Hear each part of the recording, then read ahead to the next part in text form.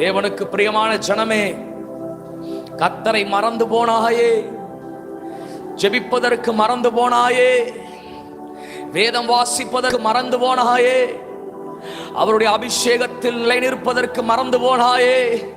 இந்த ராத்திரி தேவ சமூகத்தில் ஒப்புக்கொடு. ஆண்டவரே, நான் ஜெபிக்க மறந்தேன், என்னை மன்னிங்கப்பா. நான் உம்முடைய சமூகத்தில் முழங்கால் படியிட மறந்தேன், என்னை மன்னிங்கப்பா. அதிகாலையில் உம்மை தேட மறந்தேன், என்னை மன்னிங்கப்பா.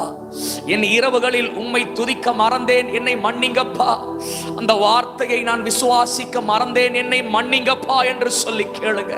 சில நேரம் ஆண்டவரே, பாவத்தால் சிக்குண்டேன், ஆண்டவரை விட முடியாத சூழ்நிலையில் இருக்கிறேன், என்னை மன்னிங்கப்பா என்று சொல்லி கேளுங்க.